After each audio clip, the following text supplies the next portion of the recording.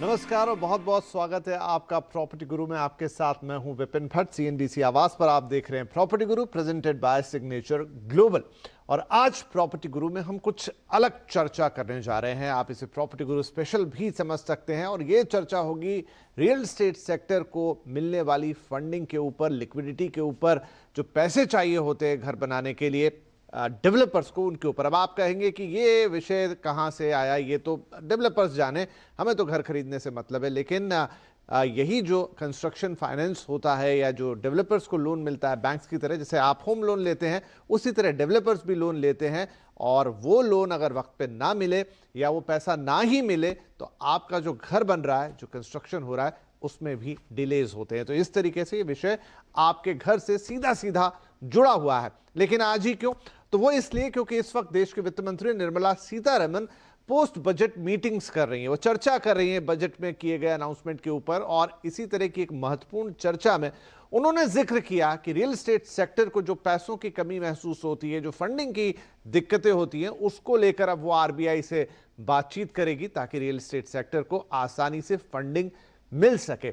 तो ये एक महत्वपूर्ण समय पर आया हुआ महत्वपूर्ण बयान है। अब इसके क्या मायने हैं, कैसे आगे चलते हुए ये चीज़ें होंगी, क्योंकि एक लॉन्ग टाइम डिमांड है रियल एस्टेट सेक्टर की कि उनके लिए लिक्विडिटी का जो सोर्स है उसे आसान बनाया जाए। क्योंकि बहुत सारे डेवलपर्स देश में ऐसे हैं जिन्हें काफ़ी दिक्कत होती है जब फंडिंग की बात आती है। वो पूरी तरह से निर्भर करते हैं आपके दिए हुए पैसों पर। और कई बार वो पैसे छोटे छोटे टुकड़ों में आते हैं, पूरी तरह से नहीं आते हैं, इसलिए फंड्स को लेकर दिक्कतें आती हैं और फिर उसका पूरा इंपैक्ट पड़ता है रियल एस्टेट प्रोजेक्ट पर, यानी बनने वाले घर पर जो आपको मिलना है। तो इसके लिए आज हमने 3 खास मेहमानों को आमंत्रित किया है।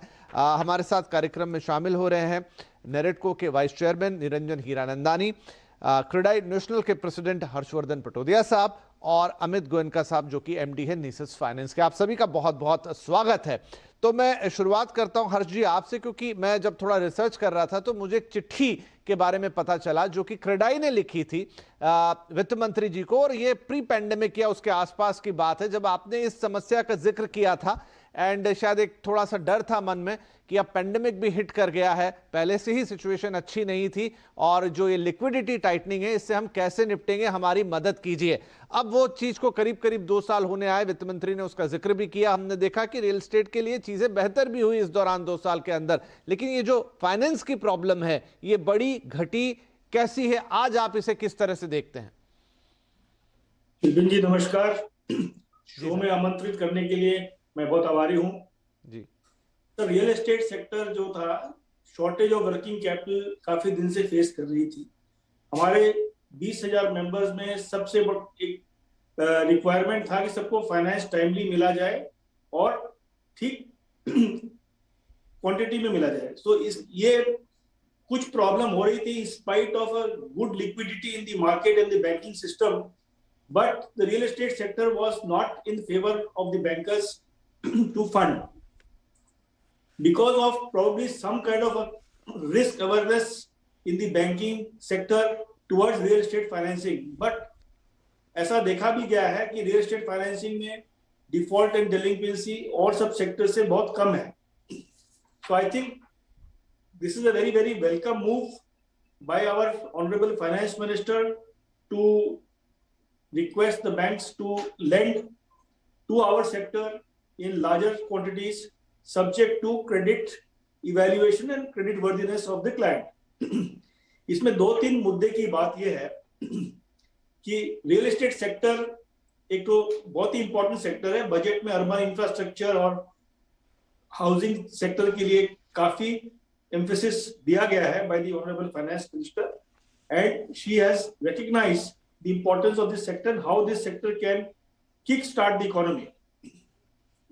तो इसमें ऐसा भाई साहब, affordable housing primarily has been classified as the infrastructure sector which reduces the risk weightage of the bankers for infrastructure loan as well as the tenure and the rate of interest comes down and it is classified in the priority sector। But bankers are treating affordable housing loans as a commercial real estate loan, which I think needs to be changed by them so that the industry gets finance in the affordable sector mainly. Ji. And major development in the country is happening in this sector. I think this will be a very, very big fillip to the Honorable Prime Minister's dream of ji ji. housing for all. Right. Secondly, one more request which we are now making to the bankers is that we should get finance for land acquisition also as part of the project cost.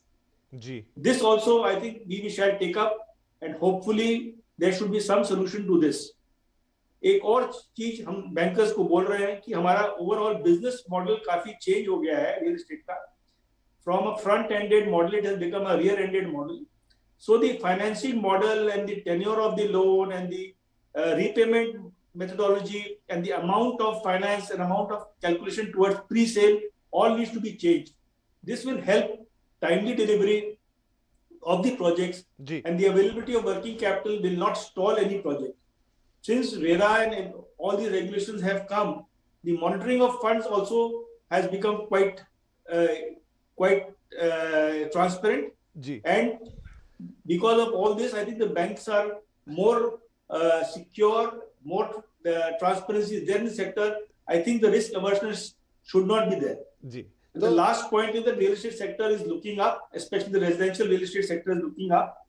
And I think we are going into a cycle where the real estate industry overall will do very well. ठीक है. तो हर्ष जी ने तो मतलब almost एक पूरा list prepare किया और ये